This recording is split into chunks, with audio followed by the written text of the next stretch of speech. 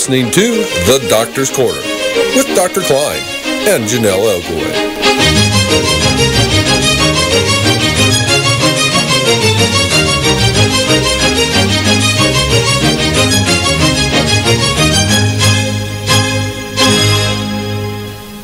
Good evening and welcome to the Doctor's Corner on Call Nation. I'm your host, Janelle Elgoway, and Dr. Kline. How are you, Dr. Kline?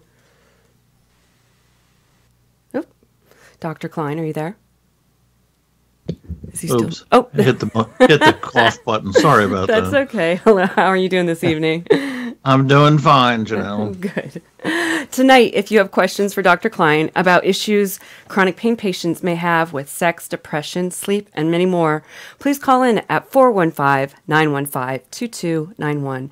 You can also chat live with our audience on our YouTube channel, Conspiracies Against Wellness live stream. So let's get into tonight. You and I were talking earlier about the different issues chronic pain patients deal with concerning with, sex, sleep, fatigue, depression, all that stuff. Why do chronic pain patients deal with so much problems that the people don't normally deal with? Well, when anyone's in pain, it's a primal force that's telling your body you're in deep trouble. Because your body and your brain don't know what kind of trouble it is. All it knows is you're in serious trouble. And so the focus is entirely on the pain and the body's response to the pain, which in my consideration is inflammation. So you get a pain signal, and then your body goes into inflammatory mode and starts sending out all the soldiers to take care of the inflammation, and that becomes the sole focus. Mm-hmm. So it's very hard to focus on anything else. Eating, having a good time, raising your children, trying to work at your job, sex, affection, sitting on the porch and having a good time, holding hands. I mean, you can't. Because your body is telling you that, hey, something is wrong and you're in trouble, and so focus on that. Mm-hmm. So it's a matter of your body protecting you, I think, more than anything else. So when difficulties arise, of course, taking care of the pain is the key thing. So that's an interesting way to put it. We already have a call, if you don't mind. Sure. Caller from area code 215. What's your name? It's Dr. Bill Mangino. Actually, I'm just listening. Oh, okay. It's the only way I can listen. Okay, sure. But I'm enjoying it. Good. Your Dr. Kline is 100% on point. I'm just going to listen. Thanks. Okay, sounds good. All right. Don't cut me off. We won't. We'll just mute you. All right. So, Dr. Kline, do females and males deal with the same amount of issues being chronic pain patients, or And do females and males have the same amount of, diseases and stuff like that from one another? Yes, I think there's not much difference. I guess I should have said no. There's not much difference. Mm-hmm. I was talking to a male patient today, and he said, after having his medications replaced by his doctor, he was able to go to the soccer match with his kids. Wow. His sex life is terrible. He says, I'm just not interested, which is what I hear from women as well. Mm-hmm. And again, the pain has interrupted his business. He's an independent business person, and he was doing quite well until the doctors all decided that when he developed a herniated disc, that they really didn't bother to get an MRI to find out, nor did they do an exam. You can diagnose herniated discs in your back with a simple neurological exam that's taught to medical students. And then worse, they didn't bother to give him any pain. Oh, no, can't give you pain medicine. It's now against the rules at the great Duke University Medical Center. It's against the rules. It's against the rules for any doctor to prescribe opiates. The possessed pills, the demon pills. They all have to go to the Duke Pain Clinic, and currently there's a 4-month wait. Oh my goodness. So as far as I can see, this is just assassinating people. Yeah. I mean, what else could it be? I mean, what are these people doing? Oh, and the doctors oh no, well, that's the rule. Yeah, well, we've had historical problems with doctors following the rules. We won't go into that, but there have been serious breaches in traditional ethics with doctors who don't stand up and say, no, I'm not going to do it. And if you want to fire me, fine, I'll go somewhere else. Do you think it's because they're afraid, or is it because they're wanting to follow the CDC guidelines? What is it? Well, picture these people sitting around a corner office with a big, beautiful table, and somebody's bringing them refreshments, and they're looking at their salaries. Used to be hospital administrators got about $200,000 a year. They're all getting $4 or $5 million a year now, along with all their cronies, the director of nursing, the CFO, the department heads that used to be in charge of teaching people about surgery and teaching people about medicine or dermatology. They're all just working for the corner office. So everybody becomes focused on how much money you can make. And one thing that might interfere with the money would be a visit from the DEA and getting into the newspaper. So to play it safe to ensure their incomes, never mind screwing all the patients, forget that. They just want to play it on the safe side. We're going to do what the CDC and the DEA tells us to do. Then we won't get into trouble.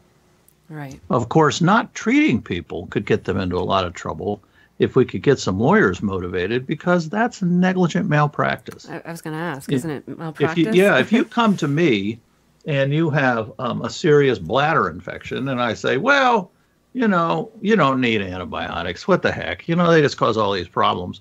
I mean, you could go straight to your lawyer. And people can do the same thing when they're denied pain care. Any treatment that's denied a patient for no reason is negligent care. If the doctor says, oh, I have to take you off this medicine because you obviously have an allergic reaction to it, I can see the hives all over your body, different story. But that's not why people are being taken off. They're being taken off for corporate comfort zones. So this has to be a really hard time for doctors, because they're kind of getting it from both ends. I mean, they're afraid about with all the stuff that's going on, but then they took an oath, to protect their patients and to care for their patients. So what do they do? I mean, how do they get around this? Well, the doctors in Massachusetts, I don't know if we spoke about this last week, got together and retained lawyers to help them with the board of registration. Now, the medical boards can be as much problem as the DEA, actually sometimes worse. And so now they have lawyers, and they pay a small annual fee to have these lawyers on cell phones ready to go if they have to appear before board of registration in medicine. They could do the same thing. Doctors could get together, go to a law firm in their city, and say, look, how much would it take to retain you guys per person? And then they figure, well, let's see, we got 10,000 doctors, and what are we going to get? 5 DEA cases a year? So they work out a number. And then all the doctors have a lawyer ready to go on retainer.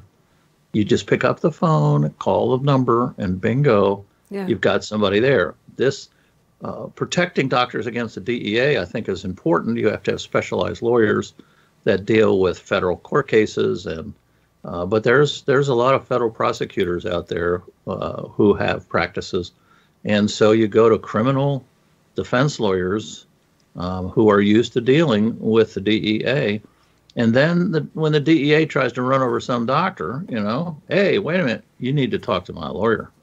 Why is there no unions or anything set up for doctors? I mean, hasn't anything like this come up in the past where you guys have been in this predicament, or no?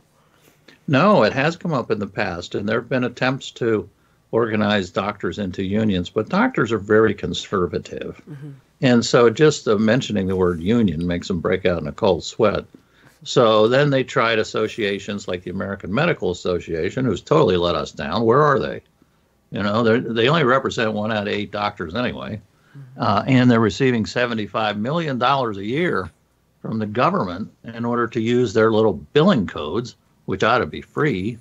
And so, they're basically getting hush money. They're not going to say anything. The state medical societies, they're all afraid. Everybody is so afraid.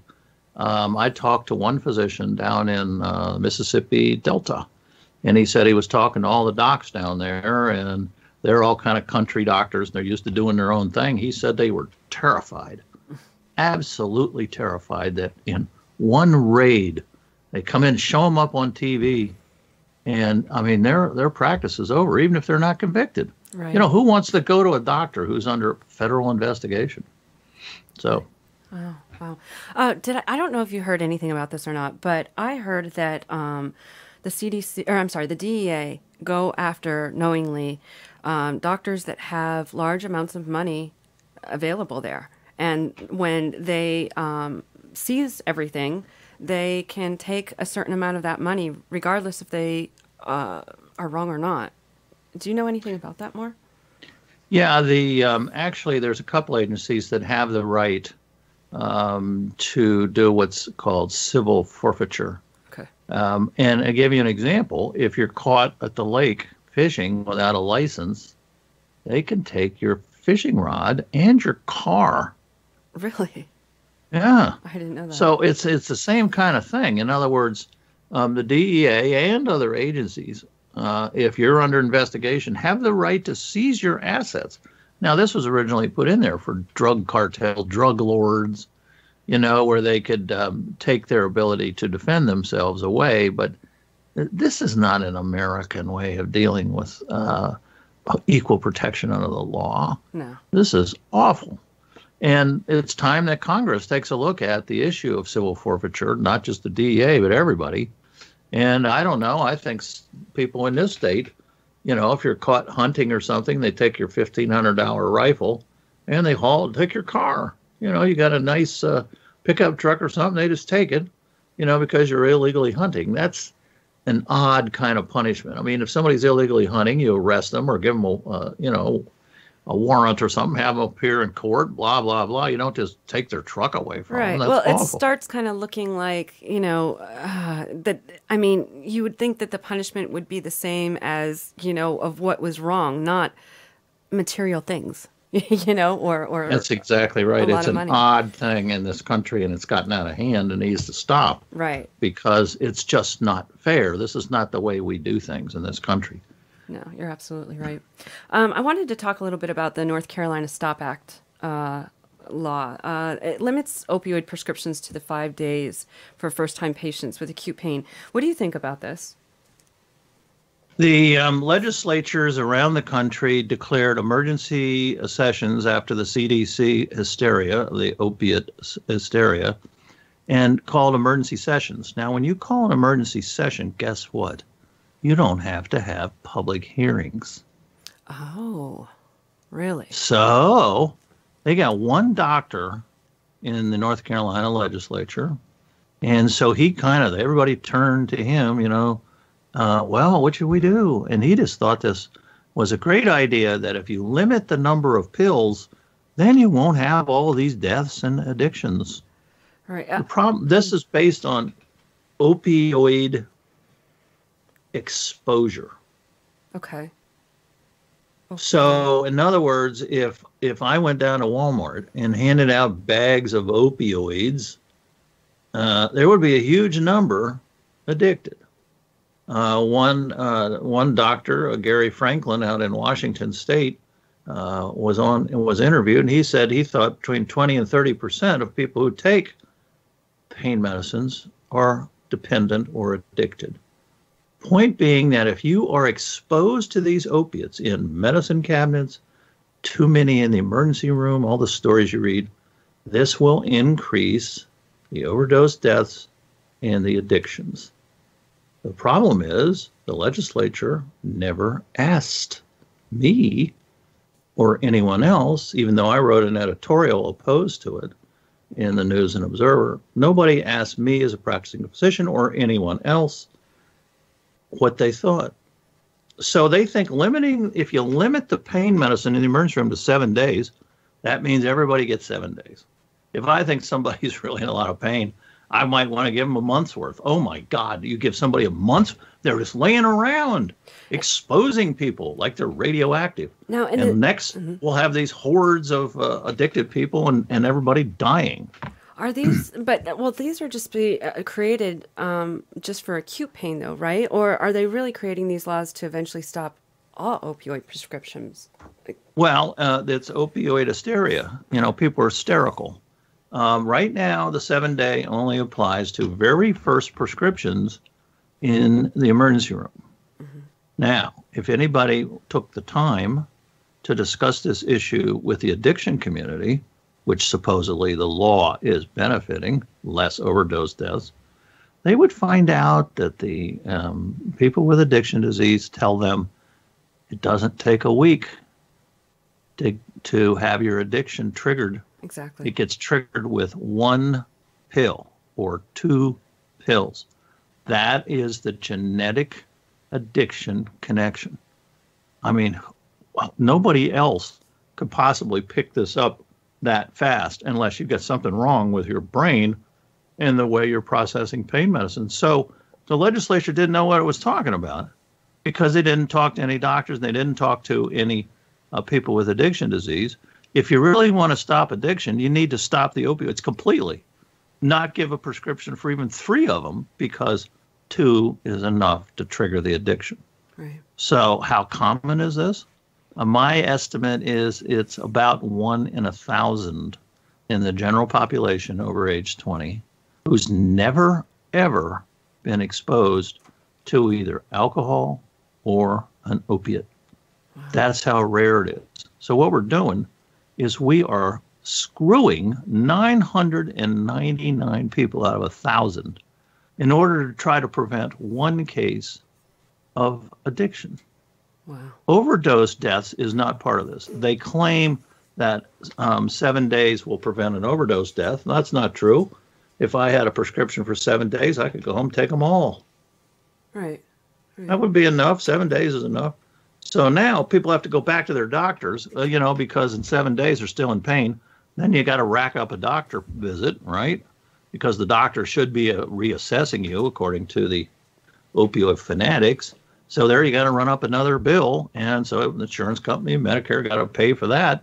So basically, every single person that falls under this act is going to need to go to their doctor unnecessarily because they've just picked this arbitrary 7 days. It's another feel-good, take care of the legislators' comfort zone while putting people with pain disease in the emergency room in discomfort. We have another call. Caller from area code 190. What's your name? Oops. Hi, Janelle. This is Paula. Hi, Hello, Paula. Dr. Kline. How are you? I've had better days. Oh, dear. I've been on opioid painkillers for 20 years due to a work-related accident back in 1992. I have documentation from 3 different neurosurgeons that state that there's nothing that can be done for me. My doctor is now telling me that he cannot prescribe any opiates to me because he's supposedly under investigation.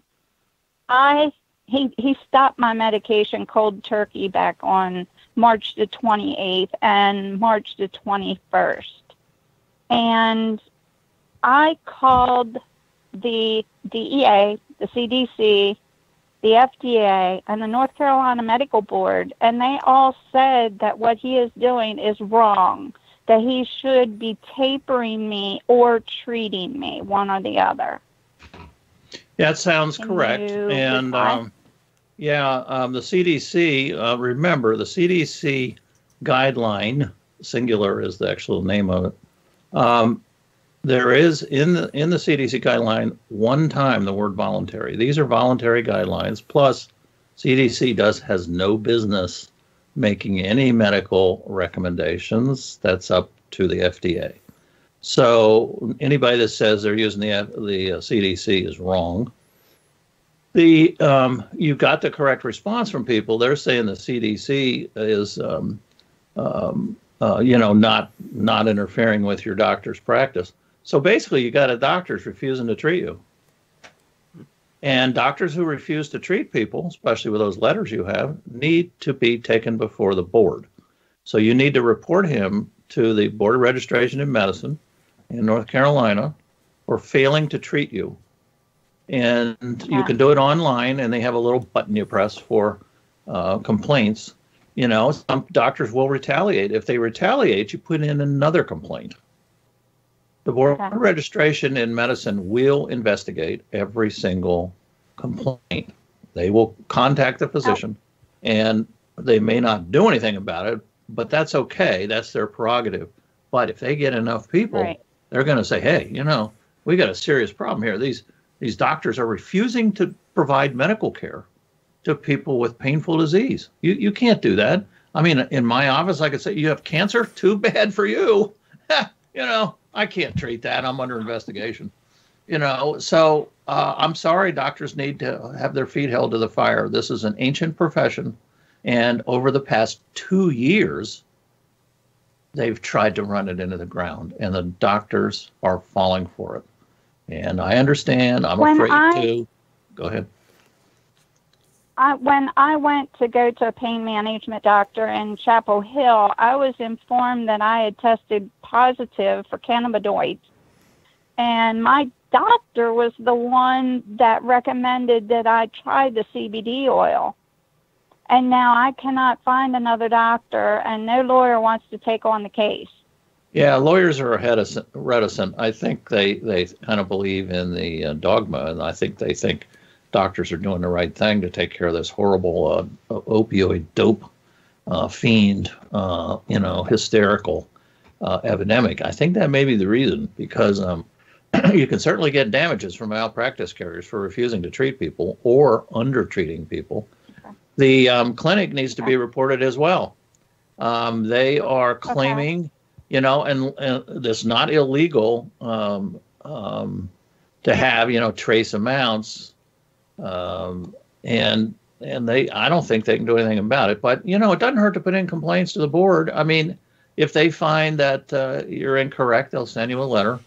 But, we need to make these things public through the Board of Registration in Medicine. I'm sorry, I cannot back up my colleagues. I think this is a horrible, horrible thing that's being done to people. And I tell the story that I appreciate your help. Okay, I tell the story that the coal miners in West Virginia and Kentucky all had to go on strike in order to form a union back in the 1930s, and the threat there was real because the owners hired people with deer rifles and shot and killed them. So come on, doctors, let's get together and stop being bullied. Yeah. So. We have another question on YouTube Live from Jessica Adge. I'm sorry if I said that wrong.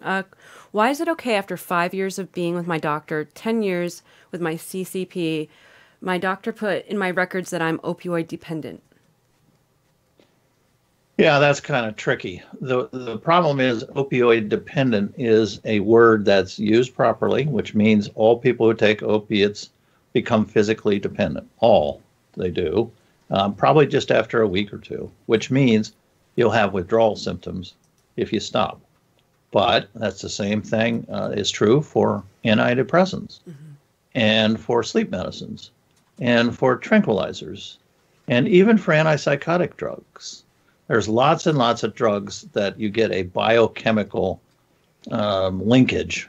Dependence is a terrible word. Biochemical linkage, so that when you stop, you will have symptoms. Now, a lot of people also use it to mean the same thing as addiction. So I would ask for clarification. You own the material in the records. The doctor owns the records themselves. It's sort of screwy. But you basically have a right to have your records corrected. And you just, say, what do you mean by dependent? Right. And if you're claiming somebody's becoming addicted, you got to put in there why. You can't just say somebody's addicted. You have to say why. I mean, I can't put in the medical record that I think this guy's got cancer and just not explain it. Right. Okay. So.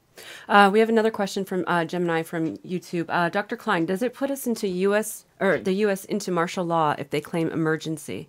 That's interesting. Yeah. Yeah, because, when all these states declared all these emergencies and the federal government wanted to declare all the emergencies, a lot of things happen. In the federal government, a lot of things happen. I don't know the details. But in the states, I do know that all of a sudden you don't have to have hearings, So you could just push through whatever agenda you feel like pushing through in the back rooms. I don't know where the legislators are getting their information. I do know that Andrew Kolodny from the PROP group, which is the Physicians for Reduction in Opioid Prescribing, has appeared in several states. It's documented. He writes them a letter and says he wants to be heard, and then he sends one of his lieutenants before the closed session of the legislature and gives them the anti-opiate line that if you don't control exposure to opiates, everybody's going to be dead and addicted within a short period of time. The legislators, they're left to listen to the doctor, right? And so then they have their emergency session and pass all these laws that are really not based on fact. Wow. I'm just reading here on YouTube Live. They can't get their records of only treating PM doctor or DEA, who I know got my records. They can't get their treatments without the records. The DEA, when they raid a doctor's office, where do patients get their records at that point? What happens? You get them from the DEA. You do? Okay. You write them a letter to their regional office and request your records, and they will provide you with a copy. Okay. I wanted to go back when we were talking about the North Carolina STOP Act. All right, so Blue Cross Blue Shield has started electronically blocking scripts from being filled beyond the 5 to 7 days. Do you believe this is the correct way to deal with the problem of people becoming addicted or overdosed from opioid prescriptions written by doctors? And at what point is it? How do you write your prescriptions? What goes on with all this? Because there has to be a lot more that goes into this. Because once doctors and dentists are flagged in a database, and the DHHS doesn't have the authority to fine or otherwise discipline them, the News Observer from NC states that the law allows the agency only to notify practitioners in their various licensing boards about opioid prescriptions that look suspicious. To receive info from the Controlled Substance Reporting System to conduct investigations, the medical board has to go to adopt regulatory guidelines for the disclosure of confidential info, a process that needs to go through public hearings and to be approved by the NC Rules Review Commission. What do you think about all this? Well, this is why I wrote the editorial. Once you pass these laws, guess what? They start to get worse and worse and worse. Yeah. And this is how police states get going. And we are very close to being under a police state.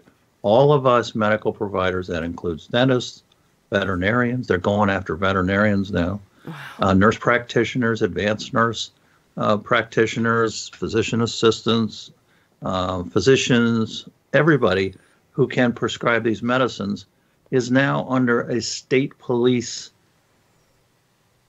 dragnet. Wow. Where they're looking at their computers.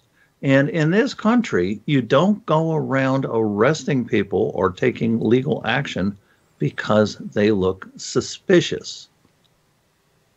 That's a very important constitutional protection we have. You do not get arrested for looking suspicious. What is suspicious anyway? So suspicious would be 3 black guys in a neighborhood standing on a street corner, right. 3 Hispanics standing on a street corner with tattoos, or doctors who are prescribing in a way that's displeasing to the DEA and the CDC, which might be prescribing a lot of medicine for an individual. They have no business telling me I'm prescribing too much because my patient may need too much in their view. And then the next question is, well, state regulatory and law enforcement, what is too much? Well, their definition of too much is a doctor who's at the top of the list for prescribing. So you go in and take that doctor out, and guess what? The next person now becomes the top of the list. And then you take that person out, and they're still always at top of the list. You get down to the last doctor who's prescribing one prescription every 5 years, who's now at the top of the list. He prescribes the most in the state. And that's where it's going. No one has ever proved that doctors who prescribe a lot aren't doing so legitimately. You cannot take sanction against a doctor under suspicion that maybe too many prescriptions means the doctor is a crook and selling the pills out of his van. If that's the case, then law enforcement has to investigate that. They can't take screening information and do the same thing and say, well, you look kind of suspicious there, prescribing those extra medicines, and now you're prescribing benzodiazepines, and you're prescribing out of state, and all of those red flags, so therefore we're going to take action against you. Mm-hmm. That's not the way it works constitutionally. And it's the sorriest thing through all this is the worst crisis in American medical history. And it is an illegal crisis, and it is harming 5 to 6 million people every single day, and the lawyers are just doing nothing. Yeah. You know, if you get a bad clam at a restaurant, no problem. They're down there in the courthouse filing lawsuits. So I don't know what the problem is with the lawyers. I really don't. Mm-hmm. So we have a caller from area code 916. What's your name? Pamela. Hi, Pamela. How are you? I'm good, and you? Good, thank you. What's your question? I just went through, I have a 28-year-old daughter, just turned in April. She was in a horrible car accident about 3.5 years ago, and she has been mostly bedbound. Unfortunately, fibromyalgia and symptoms of neuropathy have popped up. I myself am a 22-plus year RSD, CRPS, whatever they're calling it this week, sufferer, and has been on. I'm an opioid dependent, which opioid, that drives me crazy as a retired nurse. There is no such word. It's an opiate. Anyway, he came right out and told her in this last Thursday's appointment, and this is UC Davis, people. This is a teaching hospital. Told her he cannot ever order narcotics for nerve pain. That is now UC Davis's stance. When I asked him and challenged him about his information, some of which I've gotten from you, Dr. Kline, because I enjoy so much when you come on call, and please continue to come back. You edify us in ways that are truly making a difference out here in the real world. When I challenged him with some of your information, 10 million Americans function on opiates and narcotics and are not addicts, are not killing themselves, that the 1.5% that are dying are using these drugs either illegally or improperly. Although he went white and looked like he wanted to throw up in his boots, he continued to say, they, put quotation marks around they, will not allow me to prescribe any pain medication for your daughter. This is a 28-year-old young woman. No surgery is indicated as yet. She has private insurance. We've been waiting 6 months for an MRI. They know eventually there is nothing that can be done other than to control her pain with some form of pain management. And now it is their policy not to have pain management with narcotics. She's been on every non-narcotic known to man, and it does nothing. So when I asked him, what is the pharmaceutical middle ground? If UC Davis and these other hospitals are going to take this stance, and we already know what all the medications are out there that are non-narcotic, non-opiate, what is the middle ground? His face got red, and after a doctor of 18 years, he yelled at me and said, there is no effing middle ground. Okay, time for some complaints. You need to file a complaint against this particular doctor and just give the whole scenario that you just gave us. And then you file a complaint with the California Department of Public Health that licenses the hospital. And you say it's become hospital policy that disallows my doctor from treating my daughter who has a bona fide painful disease that's been treated for X number of years, and now they're changing their mind. Just make it real simple. They're changing their mind. She was treated before. She had the proper indication. That's our word for reason. She had the proper indication for pain medicine. She's a palliative care patient, which means that she has no cure for her problems. And relieving the suffering would make a difference in her life. That's what palliative care is. And so you just send a little brief letter to the Board of Registration in Medicine and complain about this particular doctor and his conversation with you. And then you file another one with the state licensing board. Now, double check to be sure that the hospitals are licensed with the state health department, whatever it's called. You just got to Google that and find out. Right.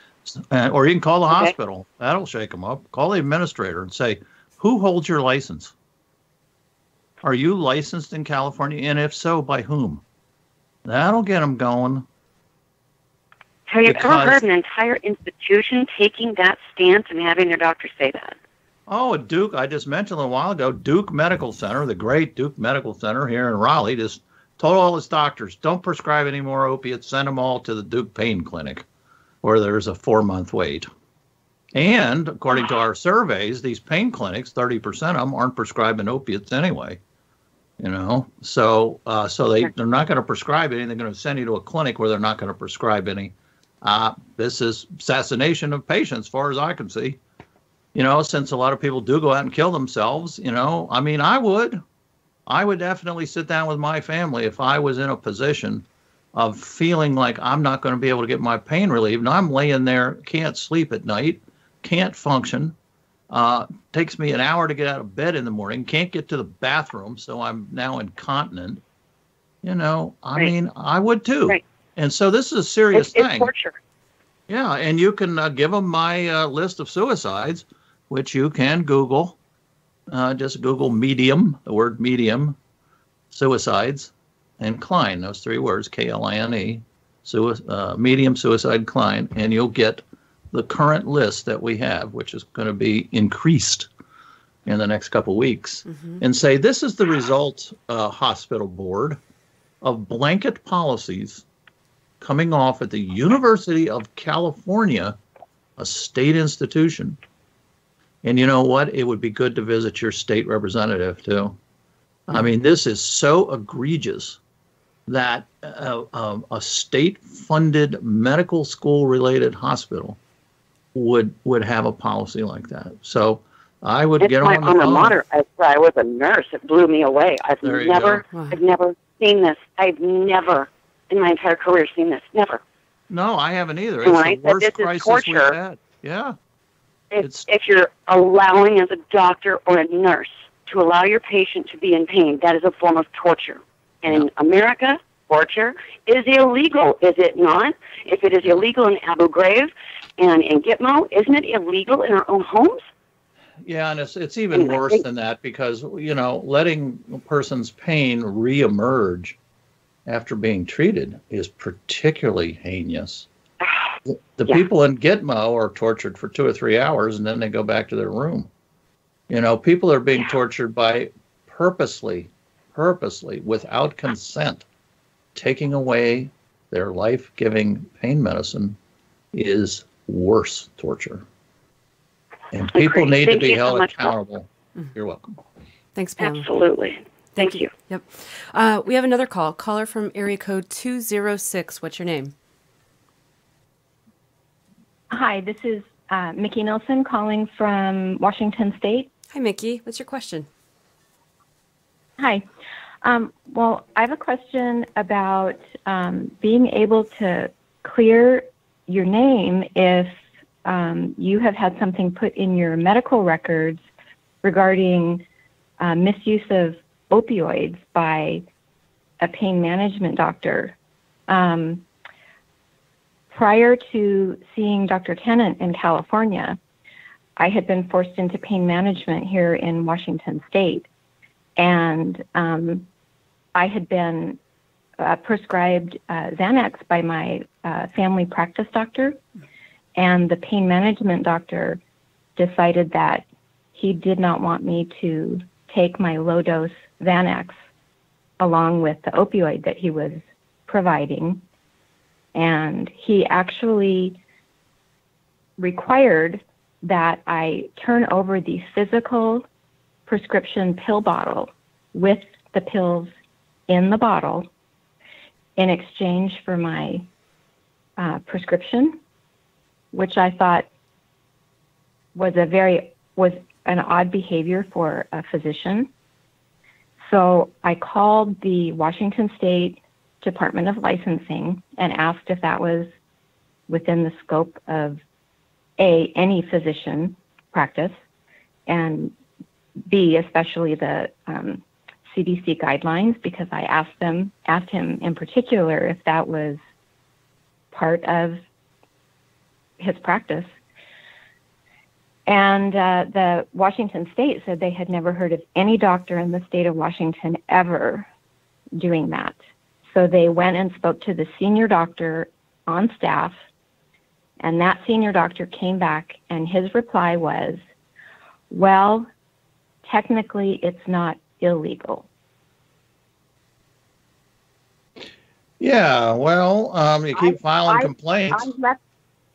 You know. Well, I left that practice, and when I asked for my records, and that's when I went down to see Dr. Tennant, and when I asked for my records, he had put in my records that I had demanded an increase in my opioid, which I certainly did not. All I asked for was my actual prescription. Okay, there is a provision. Yeah, there is a provision in the HIPAA law, HIPAA. I always just spell it HIPPO. Anyway, there is a provision in there. If you just, get on the Google, the world is yours, and you look up correcting errors in medical records, and that should get you to the federal privacy law, the HIPAA law. And there is a way to do it, and it's in there, and it's deep down inside, but there's a procedure that you can go through to get your record corrected, and I would definitely do it. Leaving stuff like that in on computers, I mean, that'll, 20 years from now, you've been in an emergency room, they go, aha, you were demanding opiates. You're not going to get anything here, young lady.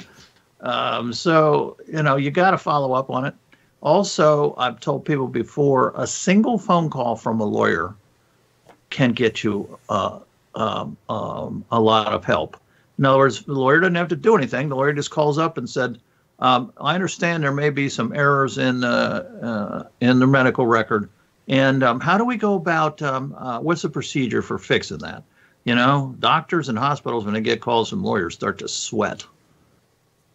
So if you don't have a lawyer, do you have a lawyer? Okay. I do not have a lawyer. Well, the way to get a lawyer is everybody should have a will. Everybody. I don't care if you're 20 years old. You should have a will. And so you find a will. Okay. So what you want to do is you want to go to the lawyer and pay him to do something like drafting a will or something. And then you have a relationship with the lawyer. You're his client or her client. And so then you can call upon them later and say, look, I'm having a problem with this. What can you advise? Does it matter what type of lawyer? No, it doesn't. All lawyers, the first thing you learn in law school is how to write a will. Mm-hmm. So everybody can do it, and that's their bread and butter. And this way you get a relationship with a lawyer. It's not a bad idea for everybody to have a family lawyer, to call upon if you get stuck or whatever. And lawyers kind of like that. They feel like you're part of the practice once they've written a will for you. Okay. Or financial planning, something like that. I don't know. You think of something that you need, and then you pay the lawyer, $300 or $400 or whatever to get your will written. But then you have a lawyer. See, and then you can get your lawyer, if they're willing, to call over there for $200 is usually what they charge for a phone call, and say, doctor, I got my client here. Says that there's something in her medical record about her demanding opiates. And she states that, what can we do about this, doctor? Or call the hospital administrators. That'll make them sweat. These people are so afraid of lawsuits, they'll do anything to, they'll just, screw people in order to avoid lawsuits. This happened in North Carolina. There was a lawsuit about do not resuscitate. So all of a sudden, all the nursing homes just said, we're send them all to the hospital, and dishonoring all the NPR, all the do not resuscitate orders because of a lawsuit. It was about a lawsuit. So there aren't any. There's only 2 lawsuits suing doctors for not providing pain treatment. It's not enough. So they're afraid they don't want to be the first ones, and then all the other hospitals are going to be mad and won't invite them to those fancy cocktail parties on the lawn, with those white tents. So, Did you have any other questions? Okay. Well, if I could just tag on one more question on the same subject. Sure. I did call the state back when I saw that comment in my chart note because it just appalled me that anyone would write anything like that in my record. And they said that you can request to have your records amended, but you can't force a doctor to change it. You can, if they don't change your record, what you can do is you can write essentially a paragraph and send it in to have it attached to your record, and then they're required by law to send that with a records request by whoever they send to your record. But I didn't know that. I can't force. How am I going to know if they actually do that? Well, that's why I see a lawyer would be very helpful. Because you don't have access to the computers and stuff. Yeah, I think it's serious enough to. You can't take it away. Yeah, no, it's serious enough that you need to have a lawyer help you out because that's going to be in your record. And if you go to an emergency room or you're post-operative, they're going to refuse to give you medicine. Mickey, I might know somebody. When we get off here, I'll talk to you. Okay. Okay. Yeah. Thank you both. Yeah. No, All right. You're welcome. Thank you. We have another caller from area code 267. What's your name? Yes. Hi. What's your name? My name's Rita. Hi, Rita. What's your question? Hi. I'm a big fan of your show. Oh, thank you. You're doing you just don't know the lives that you're changing with this show. Thank you. Wonderful. I have a question for the doctors, specifically in the realm of pain management. I have 2 children. I had 3 children with sickle cell disease. Yeah. And it has now become, as far as I can tell, a way to torture sickle cell patients with getting pain management involved. And often the pain management, they're not even doctors, they're nurse practitioners. Yeah. And I'm trying to make sense of it for myself, my children, as a parent, and other sickle cell patients, why this is now starting to occur. Well, it's part of the opioid hysteria, and this is now a national issue, by the way, and maybe Janelle can put you in contact with some people. But this is a nationwide issue. It's not just you.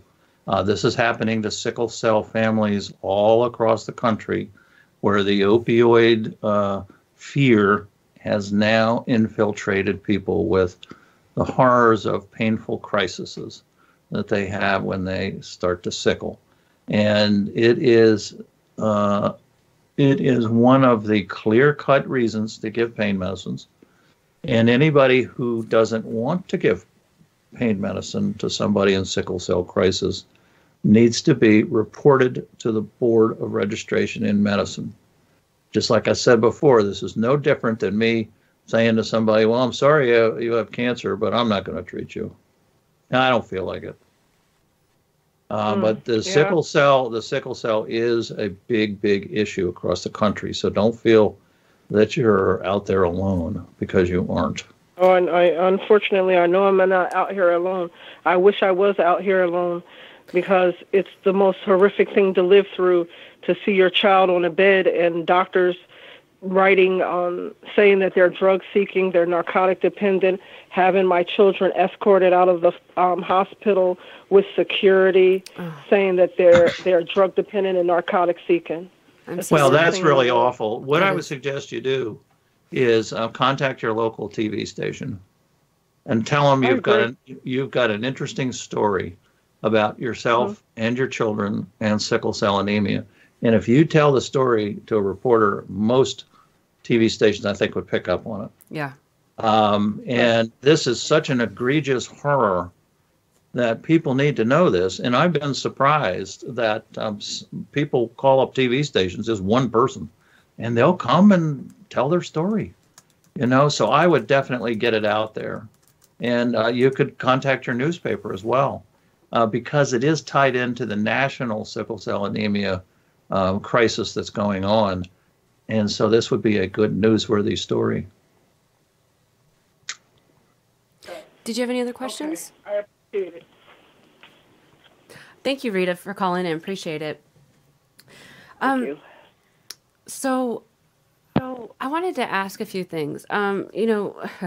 We are getting so many questions, and I apologize. I've been trying to look through here. Somebody was asking about New Jersey. In Medicaid, they were getting their prescriptions, opiate prescriptions, for 10 years, paid for and covered, and now they're not covering it. And I'm not sure if it's Medicaid won't cover it at all, or if they won't cover the prescription itself. But what do they do? Because there's a lot of people wondering, what are they going to do, especially in 2019 when it comes and Medicare and Medicaid, are going to make it harder for you to get prescriptions. Well, what did people do when and you were black and you went to a restaurant down south with your family for dinner, and they said, "Oh, you'll have to eat out back. You can come around to the kitchen." So what did people do? Right?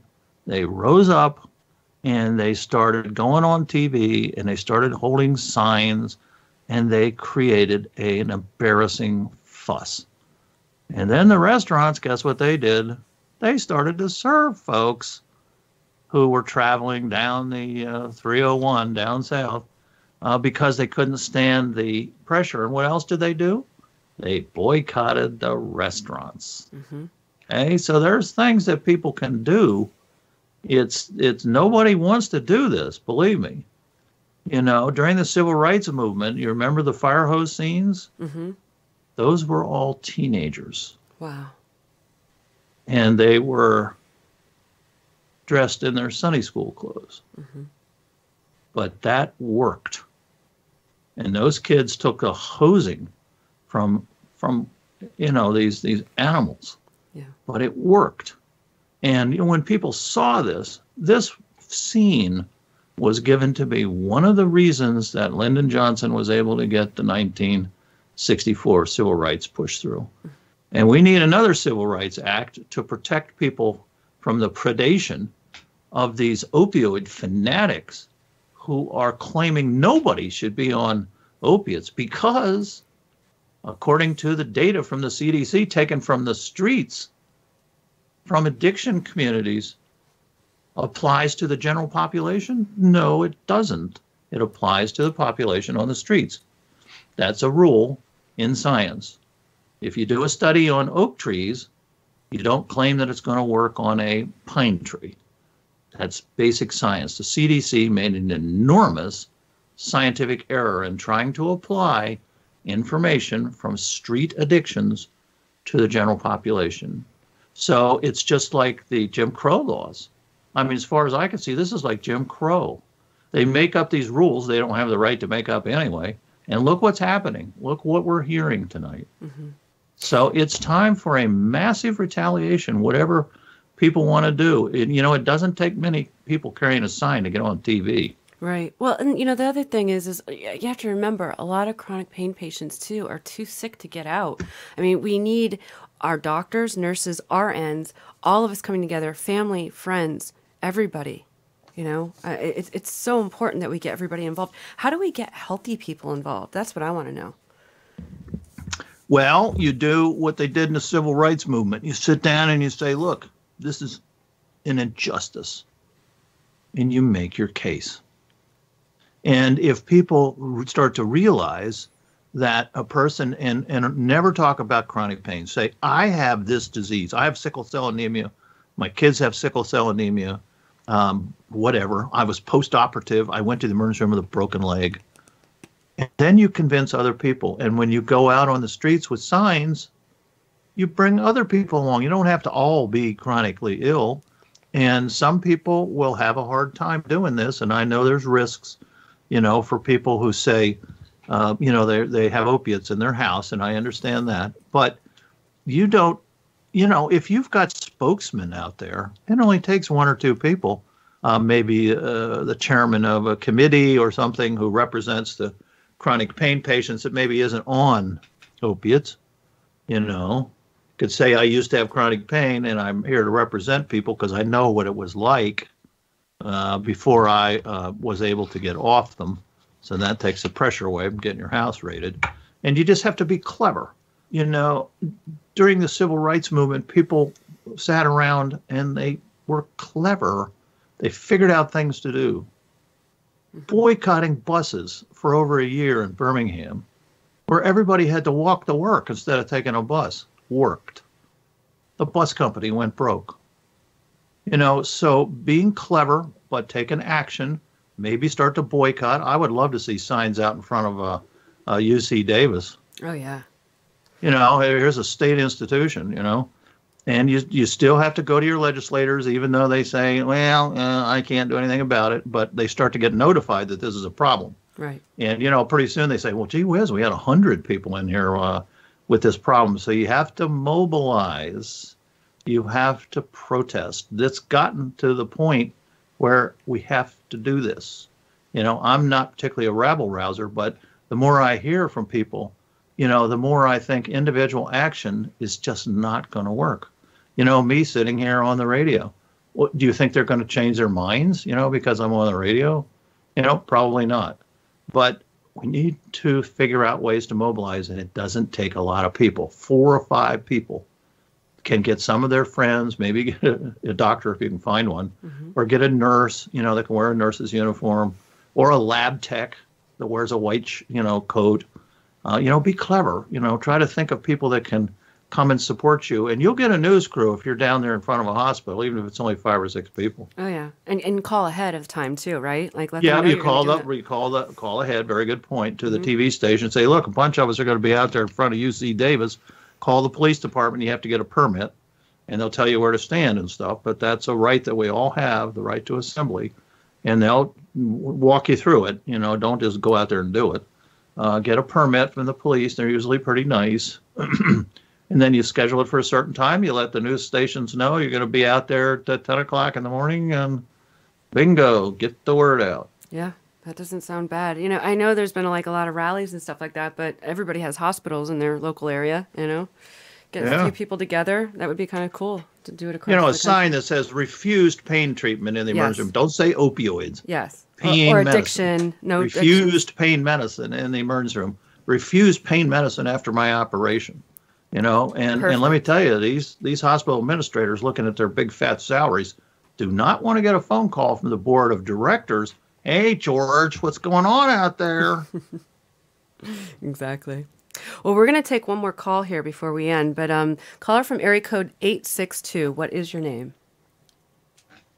Hi, it's Jessica.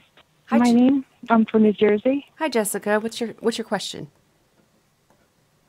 Well, first I want to just say that I have a background in pharmaceutical regulatory affairs, and when I first started to see patients taken off their medications this way, cold turkey, and the things I saw online in support groups, I was encouraging people to voluntarily report it to FDA MedWatch, because I know that FDA looks for trends, and withdrawal symptoms are an adverse event.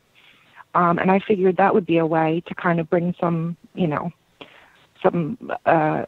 vision into that this is happening to people. So I wanted to just say that. But I also wanted to just ask a question about this article that I saw today about Walmart restricting the prescriptions for new acute patients to 7 days. I mean, what are the legalities of that? Because I really don't feel like they should be able to pick and choose. And I keep thinking back to the early 90s when, the AIDS epidemic. Could you imagine, the the protest and the outrage at the discrimination, if pharmacies decided, we're just not going to, fill AIDS patient prescriptions here. So I wanted to just find out, actually, if you guys know any of the legality around them, restricting these acute prescriptions. Okay. Yeah, most pharmacy boards that license people like Walmart, get it? License. So you complain to the pharmacy board. Most all pharmacy boards require that if a pharmacist wants to question a prescription, they have to call the doctor. So if they're saying they're questioning the prescription and making it 7 days, now if the state has passed a 7-day limit, then they're probably using that as an excuse. But, here again, get some people out in front of Walmart. Get a permit. Go out there in front of Walmart. Unfair to people with pain. But they may be doing it on the on the back of the state law. And I don't quite know how that works. But look up the state law and see if there's a 7-day. Now, here's an interesting thing. A state cannot overrule a federal law. In the Constitution, it's called the Supremacy Clause. The U.S. Constitution is supreme in the country, or else the states could just ignore everything. So by limiting the federal FDA and its regulations, which are the same as the law, the states are practicing nullification. Okay. Nullification is an attempt to nullify a federal law, and they do not have a leg to stand on. And nobody has brought that up. 2 comments, though. I was interested in your FDA MedWatch, is it called? Uh-huh. Can you just go online to this and start filing stuff? Yes, you can. You can go to FDA has a MedWatch page that you can, as a patient, you can file for any adverse events that you have. And there's also a phone number which is easy. It's 1-800-FDA-1088. Cool. Great, thank you. Yeah, that's something I didn't know. And also the CDC guidelines call for, if there's going to be a reduction, which the CDC guidelines do not recommend, they're very clear that doctors and their patients need to work this out. There's a lot of mumbo jumbo about tapering in there, but it's all kind of, if you want to try to taper, you have to get the patient's permission. Well, before you do it. In the package, I was just going to say, in the package insert in every narcotic, it talks about safe tapering. It's a safety issue, actually. Okay. So, there's a good way to hit this MedWatch is all these cases we're hearing of people just being jerked off their medicine, just bang, no medicine. Good Lord. What have we become? Is it that physicians in this country are having concept problems with pain? So anyway, this I like this MedWatch. So anything considered an adverse reaction. So that would be withdrawal symptoms that you don't need because you were forced off your medicine. Any kind of adverse reaction like that, not being able to sleep because you're undertreated. Undertreatment is something that's worth reporting too. Since being undertreated, I cannot sleep anymore. I cannot get out of the bed. I cannot have sex. I cannot go down to my son's PTA meeting. You just put all that in there. That's an adverse effect. That's an adverse effect of getting less medicine than the FDA allows, and the FDA says you can have as much as you want as long as your doctor moves it up slowly and watches for side effects. So, great idea, MedWatch. Jessica, did you have any other questions or comments? No, thank you very much. I'm glad I got the information, and hopefully people will use it. Absolutely. Yeah, thanks great. for calling in. Hey, Dr. Kline, I wanted to ask. Thank you. Yeah.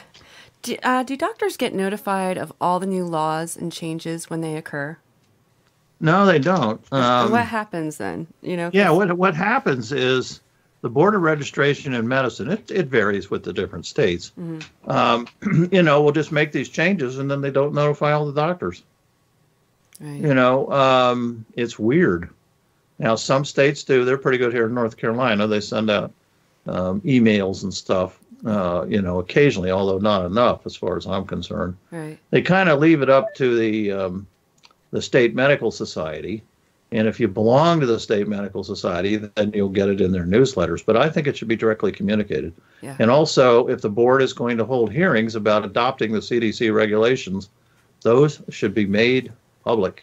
Yeah. Just like any other hearing, we still live in a participatory democracy where people behind the scenes are not allowed to make up their own rules, their own laws, and their own regulations is he okay? without public input. He's on. Well, we're going to wrap up here. Did you have anything else you wanted to add before we get going? No. I think we need to become more activists. I haven't said that before because I thought, we could just contact our legislators, but every day it gets worse and worse. Right. This is an epidemic of fear and ignorance that has never before been seen in this country pertaining to the practice of medicine. Yeah. Well, thank you, Dr. Kline, for joining us this evening. You're welcome. All right. Tomorrow, guest Paulette Wright will be our guest. She is a family nurse practitioner and a chronic pain patient. Well, I just wanted to thank you, Nation, for joining us on another Tuesday evening at the Doctor's Corner. I'm Janelle Elgaway, signing off until tomorrow evening. Good night. You've been listening to The Doctor's Corner with Dr. Kline and Janelle Elgaway. Copyright 2018 by EXG LLC. All rights reserved.